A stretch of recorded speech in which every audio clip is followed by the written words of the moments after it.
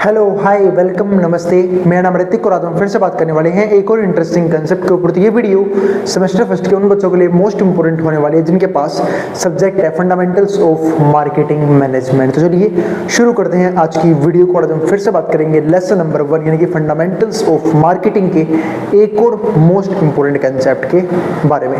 तो आज की जो वीडियो है देखिए इसमें पढ़ना क्या है। तो आज का टॉपिक हमारे पास वो है company orientation philosophers of marketing.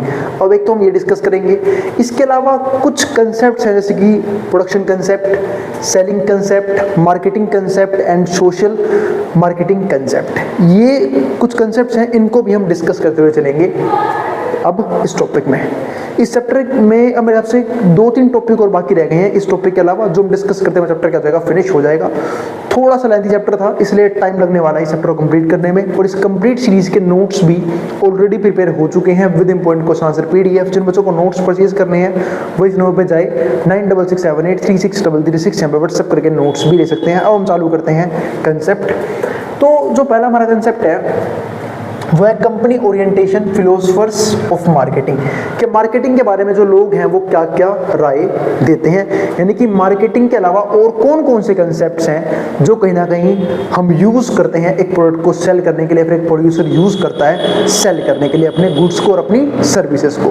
क्योंकि मार्केटिंग उनमें से एक टॉपिक है, लेकिन इसके अलावा अदर कंसेप्ट भी तो हैं जैसे कि प्रोडक्शन कंसेप्ट, प्रोडक्ट कंसेप्ट, बहुत सारे अलग अलग कंसेप्ट हैं, सेलिंग कंसेप्ट। उन सबको हम डिस्कस करेंगे एक दूसरे से रिलेट करते हुए। तो अब पहले समझते हैं कंपनी ओरिएंटेशन।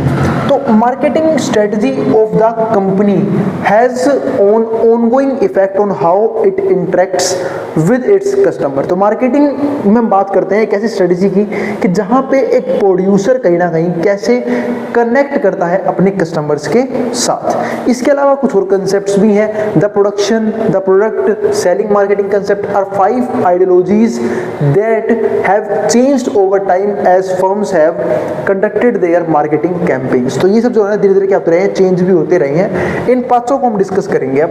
तो पहला हमारे पास क्या आता है, प्रोडक्शन कंसेप्ट। अब समझते हैं प्रोडक्शन कंसेप्ट को।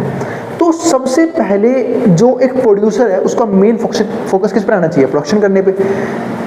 लेकिन बात ये है प्रोडक्शन का मतलब यहाँ पे क्या होता है। तो देखो प्रोडक्शन होता है सबको पता है कि जब एक प्रोड्यूसर एक रॉ मटेरियल को फिनिश गुड में कन्वर्ट करता है तो उसमें क्या बोलते हैं, प्रोडक्शन। अब प्रोडक्शन करते वक्त एक प्रोड्यूसर को 2 तरह की कॉस्ट आती है, एक होती है फिक्स्ड कॉस्ट, एक होती है वेरिएबल कॉस्ट। फिक्स्ड कॉस्ट जो फिक्स रहेगी, चाहे वो अपनी आउटपुट का 1 यूनिट प्रोड्यूस करे, चाहे 10 यूनिट प्रोड्यूस करे, चाहे 100 यूनिट प्रोड्यूस करे, चाहे 1000 यूनिट प्रोड्यूस करे, लेकिन उसकी प्रोडक्शन कॉस्ट सेम रहने वाली है। लेकिन प्रोडक्शन कॉस्ट क्या रहने वाली है, सॉरी टोटल प्रोडक्शन कॉस्ट जो है उसकी क्या रहने वाली है, सेम। फिक्स कॉस्ट जो है उसकी सेम रहने वाली है। लेकिन जब हम बात करते हैं वेरिएबल कॉस्ट की, वेरिएबल कॉस्ट डिफर करती है जैसे जैसे आउटपुट प्रोड्यूस होते हैं उस पे। यानी कि जितना ज़्यादा आउटपुट प्रोड्यूस होगा वेरिएबल कॉस्ट भी क्या होगा, उतने से राइज करेगा। जितना कम आउटपुट प्रोड्यूस होगा वेरिएबल कॉस्ट भी क्या होगा, उतना ही कम राइज करेगा। लेकिन फायदा क्या होता है, जब एक प्रोड्यूसर एक मास लेवल प्रोडक्शन करता है या फिर बहुत ज़्यादा अमाउंट में अपने गुड्स को प्रोड्यूस करता है तो उसका बेनिफिट पता है क्या होता है, जो टोटल फिक्स कॉस्ट है वो डिवाइड होती चली जाती है प्रोडक्शन के साथ साथ। तो यानी कि जितनी फालतू यूनिट वो प्रोड्यूस करेगा टोटल फिक्स कॉस्ट उतनी ही कम होती चली जाएगी। इसका मतलब क्या है कि कहीं ना कहीं टोटल कॉस्ट भी कम आएगी, क्योंकि टोटल कॉस्ट क्या होती है, समित होती है टोटल फिक्स कॉस्ट का और टोटल वेरिएबल कॉस्ट का। और आपकी नॉलेज के लिए बता दूं कि फिक्स कॉस्ट जो है ना कई बार वेरिएबल कॉस्ट से बहुत ज़्यादा होती है, क्योंकि फिक्स कॉस्ट जो है ना वो फिक्स्ड एसेट्स पे की जाती हैं, जैसे कि मशीनरी, ठीक है, बिल्डिंग्स, फिक्स रेंट, ये सब होते हैं बिजनेस के फिक्स कॉस्ट। तो ये कम किए जाने बहुत जरूरी होंगे, बहुत जरूरी होते हैं बिजनेस के लिए। और वो कब होगी, कब, जब मास लेवल प्रोडक्शन होगा। तो इसलिए एक प्रोड्यूसर सबसे ज्यादा फोकस करता है प्रोडक्शन पे। तो प्रोडक्शन कॉस्ट को समझते हैं। According to production concept administration should focus more on boosting production. तो जो एडमिनिस्ट्रेशन है वो सबसे ज्यादा फोकस किस चीज पे करेगा, बूस्टिंग प्रोडक्शन, कि प्रोडक्शन को बूस्ट कर पाए। एंड डिस्ट्रीब्यूशन एफिशिएंसी, और जो डिस्ट्रीब्यूशन है उसमें एफिशिएंसी यानी कि ज्यादा से ज्यादा लोग तक वो गुड्स और उनकी सर्विसेज जो है वो रीच कर पाए। Because consumers choose products that are easily accessible, क्योंकि माना जाता है कि जो कंज्यूमर है वो ऐसे गुड्स को चूज करेगा जो जिसको एक्सेस करना इजी है एंड एक्स्ट्रा ऑर्डिनरी अफोर्डेबल, और यही नहीं अफोर्डेबिलिटी हाई होनी चाहिए उसकी, यानी कि वो उसको अफोर्डेबल करता हो। यानी कि कई लोग ऐसे भी सोचते हैं कि लोगों को चीप प्रोडक्ट जो है वो बिल्कुल बहुत ज़्यादा अमाउंट में पसंद आते हैं, क्योंकि लोगों की सैलरी या फिर लोगों की इनकम इतनी नहीं होती कि वो अच्छी क्वालिटी के गुड्स को कंज्यूम कर सके। और ऐसा भी लोग मानते हैं भाई जब ज़्यादातर जो सेक्टर है किसी भी कंट्री के अंदर, यानी कि पुअर लोग ज़्यादा हैं, रिच लोग कम हैं, तो क्यों ना हम जो है वो पुअर लोगों को अपने टारगेट में रखें, यानी कि चीप प्रोडक्ट बनाएं ताकि पुअर लोग जो हैं उससे ज़्यादा बड़े लेवल पे कंज्यूम कर पाएँ। ठीक है, तो उस चीज़ के बारे में बात करें यहाँ पे प्रोडक्शन कंसेप्ट के अंदर। अब यहीं पे देखो, यहाँ पे मैंने डिफाइन कर भी दिया है, because of economies of scale. इस इकोनॉमीज ऑफ स्केल का मतलब यही होता है कि जैसे जैसे हम प्रोडक्शन इंक्रीज करते रहते हैं, जो एडिशनल आउटपुट प्रोड्यूस करने की कॉस्ट है, जिसको हम क्या बोलते हैं मार्जिनल कॉस्ट, वो कम होती चली जाती है। The price per unit will drop, ये लिखा हुआ ना, the price per unit will drop. According to this theory a marketable product would be sold. अब यहाँ पे एक बनता है एक मार्केटेबल प्रोडक्ट जो एक अच्छे अफोर्डेबल प्राइस लेवल पे सेल किया जा सकता है if it had higher level production skill, अगर प्रोडक्शन स्किल अच्छी है एंड वाइड स्प्रेड डिस्ट्रीब्यूशन, और जो डिस्ट्रीब्यूशन है वो काफी बड़े लेवल पे किया जा रहा है या फिर किया जा सकता है उस बिजनेस के जरिए। तो वाइड स्प्रेड डिस्ट्रीब्यूशन होना चाहिए। पता लगे मास लेवल प्रोडक्शन तो कर दिया बट डिस्ट्रीब्यूशन है ही नहीं, उसकी सेल हो ही नहीं रही, तो क्या फायदा ऐसे मास लेवल के प्रोडक्शन का। इससे बढ़िया तो आप ये वही प्रोड्यूस करो जितने गुड्स की या फिर जितने सर्विसेज की इकोनॉमी के अंदर डिमांड है। तो ये तो हो गया हमारा पहला पॉइंट, द प्रोडक्शन कंसेप्ट। अगला टॉपिक समझते हैं द प्रोडक्ट कंसेप्ट। अब समझते हैं प्रोडक्ट कंसेप्ट क्या बोलता है। जब हम बात कर रहे हैं प्रोडक्ट कंसेप्ट की, तो यहाँ पे मेन फोकस किस पे रखेंगे, प्रोडक्शन पे नहीं, प्रोडक्ट पे। यानी कि बहुत से बिजनेसेस या फिर बहुत सी फर्म्स, बहुत सी कंपनीज इस बात पे ध्यान देती है कि कैसे अपने प्रोडक्शन को अपने प्रोडक्ट को हर दिन के साथ बेटर किया जाए, अच्छा किया जाए। यानी कंसिस्टेंटली वो ध्यान देती हैं इम्प्रूवमेंट पे। और सिंपल सी बात है, क्योंकि वो माने चलते हैं कि कस्टमर को इम्प्रूव किए हुए गुड्स या फिर अच्छी क्वालिटी के गुड्स जो है ज़्यादा पसंद आएंगे, तो इसलिए हमें इम्प्रूवमेंट पे ध्यान देना चाहिए। 1 मिनट वेट करना, फिर हम डिस्कस करेंगे आगे का टॉपिक। बस 1 मिनट वेट करो। चलो फिर वो हम आगे देखते हैं। हाँ, तो हम किसके बारे में बात करते हैं, प्रोडक्ट कंसेप्ट के बारे में। तो मैंने आपको ये चीज़ समझाई कि कुछ बिजनेसमैन, कुछ फर्म्स, कुछ कंपनी, कुछ प्रोड्यूसर सिर्फ और सिर्फ अपने प्रोडक्ट की क्वालिटी पे ध्यान देते हैं, प्रोडक्शन पे ध्यान नहीं देते। यानी कि वो सोचते हैं कि जितनी अच्छी प्रोडक्ट की क्वालिटी होगी उनको बिक्री, उनकी जो बिक्री है अपने आप ही क्या होती चली जाएगी, होती चली जाएगी, है ना। क्योंकि ये सभी में हम भी देखते हैं कि भाई जिनकी प्रोडक्शन क्वालिटी जितनी ही अच्छी होती है तो लोग वर्ड ऑफ माउथ भी उस प्रोडक्ट की मार्केटिंग करते हैं। तो इसी के ऊपर बेस पे तो वो किस पे ध्यान देते हैं, सिर्फ प्रोडक्ट कंसेप्ट पे ध्यान देते हैं। तो businesses who adhere to this idea believe that by producing improved items and improving their quality over time, जहाँ पे वो किस पे ध्यान देते हैं, इम्प्रूव्ड आइटम पे ध्यान देते हैं और इम्प्रूविंग देयर क्वालिटी, और अपनी क्वालिटी जो टाइम के साथ वो अपनी इम्प्रूव करने पे ध्यान देते हैं, they will eventually be able to attract more customers. तो इस तरीके से कहीं ना कहीं वो ज़्यादा से ज़्यादा कस्टमर्स को अपनी तरफ करने की कोशिश करते हैं अपने प्रोडक्ट के बेस पे।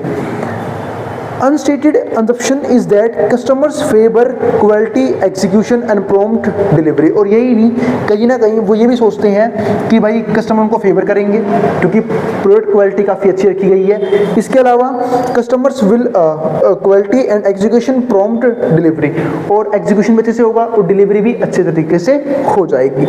Customers will value goods and companies that consistently improve there quality. और ये बात गलत भी नहीं है, जो कस्टमर्स हैं या फिर जो कंज्यूमर्स हैं वो ऐसी कंपनीज पे ध्यान देते हैं जो लगातार अपने प्रोडक्ट की क्वालिटीज को इंप्रूव करते रहते हैं, जो भी दिक्कत होती है सोल्व करते रहते हैं। इस तरह के प्रोडक्ट जो है उनकी बिक्री कभी भी मार्केट में कम नहीं होती, लगातार बढ़ती रहती है, क्योंकि ये लोग जो है ना अपने प्रोडक्ट के दम पे क्या करते हैं, ब्रांड बिल्डअप करते हैं।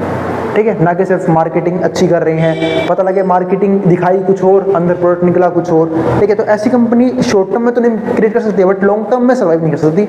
लेकिन ऐसी कंपनीज जो अपने प्रोडक्ट को बेस बना के हर एक चीज़ करती है, तो ऐसी कंपनीज के चांसेस ज़्यादा हो जाते हैं कि वो फ्यूचर में अच्छा परफॉर्म कर पाएगी। तो ये तो हो गए हमारे 2 मेथड कंप्लीट, एक तो प्रोडक्शन मेथड, दूसरा प्रोडक्ट मेथड। दोनों को मिक्स मत कर देना। यहाँ पे प्रोडक्शन में मैंने बात की थी मास प्रोडक्शन करने की ताकि कॉस्ट कम से कम हो जाए, और यहाँ हमने बात करी अपने प्रोडक्ट की इंप्रूवमेंट की। अब हम चलते हैं अगले कंसेप्ट की तरफ, द सेलिंग कंसेप्ट। तो कई लोग सेलिंग को मार्केटिंग से मिक्स कर लेते हैं। भाई मार्केटिंग करने अलग कंसेप्ट है, सेलिंग अलग कंसेप्ट है। तो पहले बात करते हैं सेलिंग कंसेप्ट होता क्या है। यहाँ पे बिजनेसमैन, प्रोड्यूसर ये सोच के चलता है कि उसे किसी भी हाल में अपने गुड्स को और अपनी सर्विसेज को ज़्यादा से ज़्यादा सेल करना है। तो इसी को हम यहाँ पे क्या बोल देते हैं, द सेलिंग कंसेप्ट बोल के चलते हैं। ठीक है, अब जो हम बात कर रहे हैं किसकी, सेलिंग कंसेप्ट की, जब हम बात करते हैं तो हम किसकी बात कर रहे हैं यहाँ पे, सेलर्स की। तो होता क्या है, आपने देखा होगा ना कि बहुत से लोग जो है वो सेल्समैन का काम करते हैं, या फिर सेलिंग की अपने क्या होती है, टीम होती है पूरी की पूरी। ठीक है, जो आप दिखेंगे ना बिल्कुल ड्रेसअप, बढ़िया कपड़े लत्ते, टाई वगैरह सब पहन रखी है ना, वो आपको जाके दिखाएंगे कि सर चाहे वो प्रोडक्ट आपके ऊपर सूट करे चाहे ना करे, पर ये बना आपके लिए ही है ना। जैसे ही आप गए वहाँ पे, आपको कपड़े पहनाए, क्या बोल रहे हैं उस, आप पूछा सर मैं कैसा लग रहा हूँ इस कपड़ों में, आप तो बिल्कुल हैंडसम लग रहे हो, कपड़े बिल्कुल बनाए गए आपके लिए थे, है ना। चाहे उसमें आप कैसे ही लग रहे हो, वो तो घर पे आने के बाद यूँ मान लो कि या तो पेरेंट्स या दोस्त बोलते हैं भाई तो क्या लिया आया ये किसने कहा था लेके आने के लिए, इसमें तेरे को हैंडसम कहा है उसने, अरे भाई लोग भाग जाएंगे तेरे को ऐसी ड्रेस में देखेंगे तो ऐसी चीज़ें होती हैं। तो इसी को मैं क्या बोलते हैं, सेलिंग कंसेप्ट, यानी कि कैसे भी प्रोडक्ट जो है वो कस्टमर्स को, कंज्यूमर्स को चिपका दो कि बस वो यूज कर ले। वही चीज यहाँ पे है। तो many businesses have a habit of concentrating all of their efforts on selling. तो जो बहुत से बिजनेस हैं वो सिर्फ और सिर्फ अपने सारे एफर्ट कहाँ पर लगाए थे, सेलिंग पे, अपने प्रोडक्ट को सेल करने पे, because there management believes that customers won't buy their product. क्योंकि उनका मैनेजमेंट मान के चलता है कि कस्टमर जब तक आपके प्रोडक्ट को नहीं खरीदेगा, until and unless reach out to them, जब तक आप उनके पास नहीं जाओगे and try to sell them, और उन्हें बेचने की कोशिश नहीं करोगे। They even bring everything and anything on a plate without thinking about customer wants and particular product और नॉट। मतलब ये किसी भी हाल में कस्टमर को प्रोडक्ट दिखाना शुरू कर, सर यार ये देखो ये आपके लिए बना है, ठीक है, ये आपको बिल्कुल सूट करेगा, चाहे उसे घंटा फर्क नहीं पड़ता सेलर को कि भाई कस्टमर्स को प्रोडक्ट समझ में आ रहा है नहीं आ रहा, उसे पसंद है नहीं पसंद है, बस चिपकाओ उसे दिखाओ प्रोडक्ट। वो भी अंदर अंदर आपने देखा होगा कई बार, हम सब ने कहीं ना कहीं ये सिचुएशन जो है जरूर फेस करके होती है। हमारा मन करता भाई चला जाना, क्यों एक घंटे से भाषण दे रहा है, मूड खराब हो गया, लेना में फिर भी नहीं है, ठीक है, खामा का बकवास करे जा रहा है ना। तो वो सब चीजें होती हैं क्योंकि कस्टमर यहाँ पे इरिटेट हो जाता है, उनके प्राइवेसी हार्म होती है, वो जहां मर्जी पहुंच जाते हैं। जबकि कस्टमर को पसंद क्या है, अगर जो उसे गुड्स बाय करने हैं, आप करो मार्केटिंग, कोई दिक्कत नहीं है, आप मार्केटिंग करो, लेकिन प्रोडक्ट चिपकाओ मत। हम खुद जाएंगे आपके पास, हम खुद उस चीज को बाय करेंगे अगर हमें पसंद आई तो, ठीक है, कोई जरूरत नहीं है मार्केटिंग सेल करने की। लेकिन कुछ लोग जबरदस्ती लगे होते हैं, है ना। आपने देखा होगा बड़े बड़े कंपनी के अंदर सेल्स एग्जीक्यूटिव्स होते हैं जिनका काम क्या होता है, कंपनी की सेल्स को बनाए रखना। वो लगातार फोन करते रहेंगे आपको, जो कि लोग उनके नंबरों को उसमें डाल देते हैं स्पैम में कि भाई ये तो बेकार है, इनका फोन मत उठाना, ठीक है, ये तो बस आपको फोन करेंगे, परेशान करेंगे। आजकल आपने देखा होगा लोग जो है ना जल्दी स्पैम कॉल से परेशान रहते हैं, कभी ये स्पैम कॉल, कभी ये सेल, कभी क्रेडिट कार्ड कॉल्स, ठीक है। मतलब डाटा हमारा जा चुका है, फोन नंबर हमारा जा चुका है, फिर 50 सेल्समैन के फोन आते रहेंगे दिन भर में कि सर आपको ये चीज चाहिए। अगर आप कभी एक लोन के लिए अप्लाई करो, 10 लोन के मैसेज आ जाएंगे, 10 लोन देने वालों के फोन आ जाएंगे, तो लोग परेशान हो जाते हैं। हो सकता है कि उसने कैजुअली विजिट कर लिया उस साइट पे, कैजुअली वो चीज फील कर ली हो, लेकिन स्पैम वाले आपको परेशान कर देंगे कि जी आप हमारी कंपनी से लोन ले सकते हो, आप हमारी कंपनी क्रेडिट कार्ड यूज कर सकते हो। ऐसे बहुत से चीजें हैं जो सेल्समैन करता है और जिससे लोग जो है वो परेशान होते हैं और लोग ठान लेते हैं भाई कुछ भी बाय करूंगा, इसकी कंपनी का बाय नहीं करूंगा, है ना। जब कुछ लोगों का मूड ज्यादा खराब होता है, वैसे 1000 अच्छी क्वालिटी हो पर तेरा बाय नहीं करूंगा, नकली खरीद के लेके आऊंगा मार्केट से। तो होते हैं कई बार इरिटेटिंग सेल्समैन। तो द सेलिंग कंसेप्ट, तो मुझे भी कहीं ना थोड़ा सा बुरा लगता है, क्योंकि बुरा इसलिए लगता है क्योंकि यहाँ पे ना हमें कन्विंस करना पड़ रहा है सामने वाले को कि भाई तो आप हमारा प्रोडक्ट खरीदो, अरे आपके प्रोडक्ट में दम होगा, ठीक है, आपको फीचर्स दिखाओगे रियलिटी में, ठीक है, तो लोग अपने आप ही आएंगे भाई। आजकल देखो आप अमेजन वगैरह फ्लिपकार्ट में रिव्यूज आने शुरू हो जाते हैं लोगों के, कि लोग बताते हैं प्रोडक्ट कैसा था, आप उनके रिव्यूज देख के प्रोडक्ट खरीदते हो, प्रोडक्ट कैसा था, यानी कि रियल कस्टमर्स बता रहे हैं। और अब तो ये भी चीज़ गलत है कि लोग जो है रिव्यूज भी खरीद रहे हैं, कंपनी रिव्यूज खरीद रही है, ठीक है। ऐसी ऐसी चीजें आ चुकी हैं कि कोई कस्टमर आए उनको बोलते हैं आप अपना फोन देना, हमारी वेबसाइट पे गए, वहां जाके अपने आप को 5 स्टार दे लिया, ठीक है, या फिर किसी का फोन यूज करके अपनी कंपनी को रिव्यू दे लिया। क्योंकि इन चीजों के लिए भी टीम बनाई होती है भाई कंपनीज ने, क्योंकि मैं कई बार विजिट करता हूं तो मुझे पता है इस चीज के बारे में कि भाई लोग जो है वो कैसे डील करते हैं चीजों। मतलब एक पर्टिकुलर पर्सन को सिर्फ इस बात की सैलरी मिल रही है कि आप हमारी कंपनी की वेबसाइट पे रिव्यू करवाओगे, वो भी अच्छे रिव्यूज, ताकि लोग जो है ना वो दीवाने हो जाए हमारी कंपनी के, चाहे एक्चुअल में कितनी घटिया कंपनी हो। यहाँ पर दिक्कत फिर वही है कि जब कस्टमर परेशान होता है फिर वो कंप्लेन पे कंप्लेन करता है, फिर वो देता है नेगेटिव रिव्यूज आके। वैसे जनरली जो है ना कोई भी कंज्यूमर बहुत जल्दी रिव्यूज नहीं देता, लेकिन जैसे ही बारी आती है खतरनाक रिव्यूज लिखने की, फिर कस्टमर जो है कंपनी की ऐसी कर देते हैं। तो इसलिए सेलिंग कंसेप्ट ना मेरे पॉइंट ऑफ व्यू से इतना अच्छा नहीं है जितना मार्केटिंग कंसेप्ट है, क्योंकि मार्केटिंग कंसेप्ट प्रोडक्ट की बात करता है, चिपकाने की बात नहीं करता जी ये लोग, ठीक है। तो मार्केटिंग कंसेप्ट की बात करते हैं। तो according to marketing theory, achieving corporate goals, अगर हमें कॉर्पोरेट गोल को अचीव करना है, requires determining the needs and wants and target markets. तो ये लोग डील किसका करते हैं, एक तो नीड्स के साथ कि कस्टमर की जरूरत क्या है और उनकी वांट्स उनकी चाहत क्या है, of target markets and communicating the ideal satisfaction. और यहाँ पे बात करते हैं आइडियल सेटिस्फैक्शन की, more effectively and skilfully than competitor, यानी कि ये अपने कॉम्पिटिटर से डील करते हैं अपने सेटिस्फैक्शन लेवल से कि भाई हम जो है वो कस्टमर को मैक्सिमम सेटिस्फाई करेंगे। कस्टमर सेटिस्फाई होगा तो अपने आप ही अच्छे रिव्यूज़ देगा, 4 लोग और बोलेंगे भाई इस कंपनी से प्रोडक्ट खरीदना, बिल्कुल एक नंबर की सर्विस है, एक नंबर की सर्विस एग्जीक्यूटिव है, कोई परेशान नहीं करता, गुड्स अच्छे चल रहे हैं। तो ये सब जो है ना मार्केटिंग कंसेप्ट का काम क्या है, मार्केटिंग कंसेप्ट का काम है। इस तरीके से कहीं ना कहीं सेल्स को बढ़ाना एक इफेक्टिव मेथड मानता हूं मैं। अब ये देखो, अनलाइक द मार्केटिंग कंसेप्ट, जब हम बात करते हैं मार्केटिंग कंसेप्ट की, which typically begins with market analysis by understanding, यहाँ पे एक डिफरेंस आता है मार्केटिंग कंसेप्ट में और सेल्स कंसेप्ट में। सेल की तो मैंने धज्जियाँ उड़ा दी पहले ही, है ना। और आपने ये भी चीज़ नहीं, आपने बड़े बड़े एड्स देखे होंगे उनकी कि भाई आप जो है क्या बोलते हैं उसे, शायद MLM बोलते हैं, है ना, मल्टी लेवल मार्केटिंग, जहाँ पे लोग जो हैं वो क्या करते हैं अपने अंदर टीम बिल्ड करते हैं कि वो नहीं बोलते आप 4 लोगों और जोड़ो, उनको अपना प्रोडक्ट बेचो, वो आगे 4 लोगों को प्रोडक्ट बेचेंगे। इस तरीके से कहीं ना कहीं मल्टी लेवल मार्केटिंग होती है हमारी कंपनी की, मल्टी लेवल।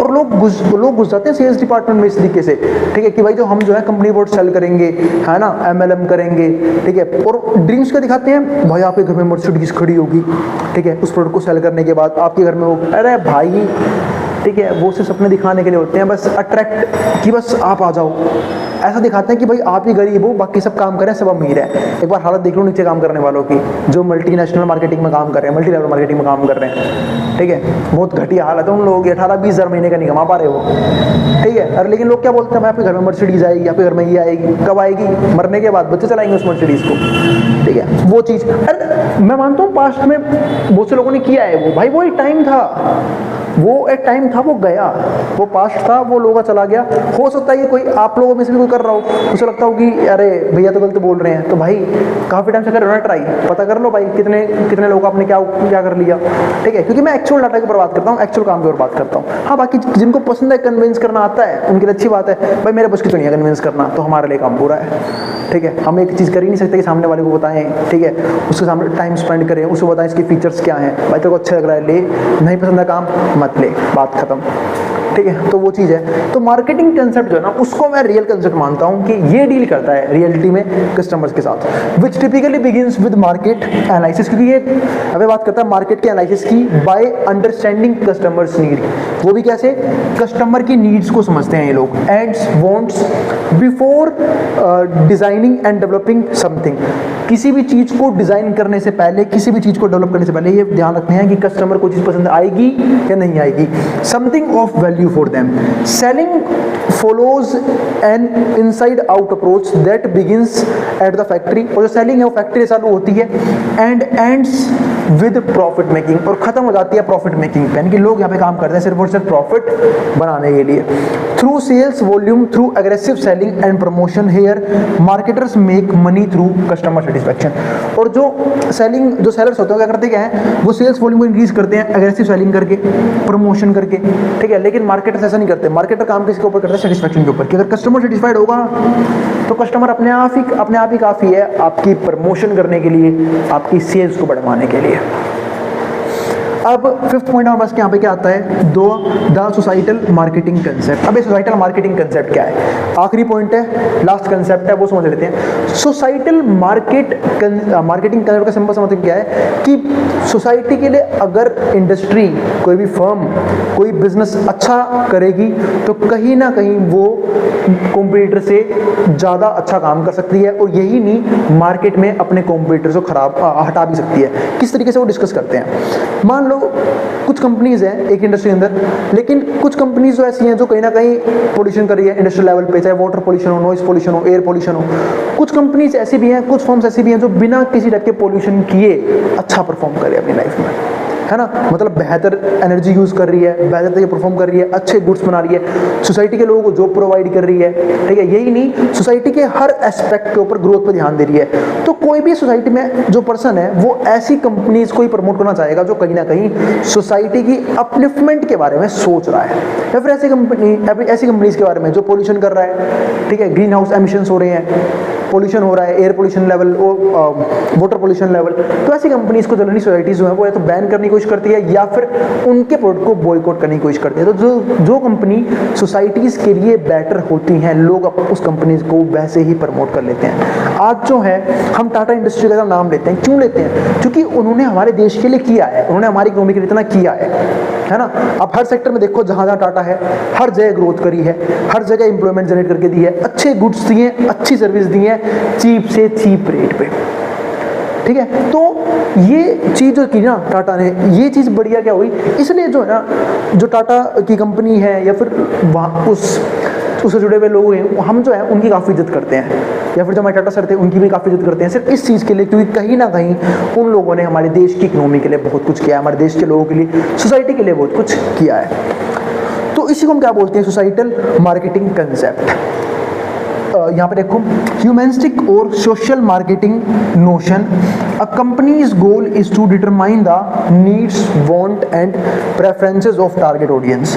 जो कंपनी है, जो कंपनियों कैसे डील करती है, डिटरमाइन करती है नीड्स को, वांट्स को and preferences of its target, ठीक है। टारगेट ऑडियंस, उस पर ध्यान देते हैं, यानी कि जो हमारी टारगेट ऑडियंसेस हैं, यानी कि जो हमारे कस्टमर्स हैं, उनको किस किस प्रोडक्ट की नीड है, किस किस की वांट्स हैं, प्रेफरेंसेस क्या है उनके, ठीक है, उनके टारगेट ऑडियंस के, and the satisfy their wants, और कोशिश करते हैं कि उनको वांट्स को सेटिस्फाई किया जा सके in a way that maintains और enhances their prosperity as well as that of the wider public. तो कहीं ना कहीं वो उनकी प्रोस्पेरिटी को भी बढ़ा सकती है, that of wider public. Therefore each company should address social and moral company.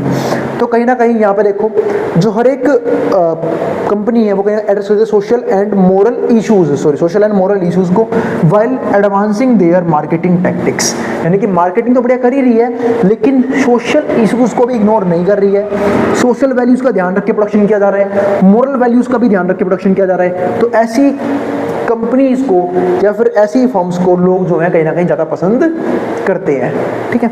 तो ये चीज़ हो गई, यानी कि पॉजिटिव इमेज बनती है। तो this would help the company create a positive public image, जो मैंने बोला ना अभी।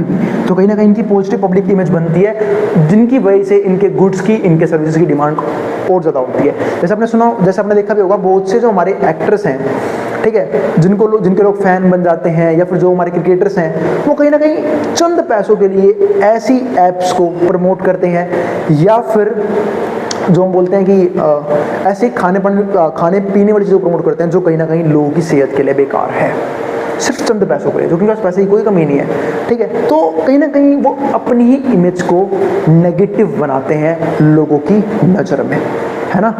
तो वो सब चीज़ें हैं, तो इन सब चीज़ों पर कमेंट करना ही बनता नहीं है। लेकिन फिर भी ये है कि जब इतने बड़े आप सेलिब्रिटी बन जाते हो या फिर लोग आपको फॉलो करते हो, तो मेरा मानना ऐसा है कि आपको अपनी इमेज जो है बिल्कुल साफ रखनी चाहिए, अपना कैरेक्टर बिल्कुल साफ रखना चाहिए, पॉजिटिव इमेज क्रिएट करनी चाहिए लोगों के बीच में, कि हाँ, लोगों को लगे कि हाँ भाई, इस पर्सन ने हमारे लिए कुछ ना कुछ वैल्यू क्रिएट करी है, ठीक है। अब हम मिलेंगे अगली वीडियो में विद न्यू कंसेप्ट। मार्केटिंग का फर्स्ट चैप्टर भी खत्म नहीं हुआ है, कुछ टॉपिक अभी और भी बाकी है, खासकर मार्केटिंग एनवायरनमेंट, वो हम डिस्कस करेंगे आने वाली वीडियो में। आप जिसको जो उतारना उतार सकता है, मैं बोर्ड के सामने से, ठीक है। जिन बच्चों को नोट्स परचेज करने हैं वो इस नंबर पे जाए 9667836036, यहाँ पे व्हाट्सएप करके नोट्स भी ले सकते हैं, ठीक है। अब हम मिलेंगे अगली वीडियो में, जिसको जो उतारना है वो उतार लें।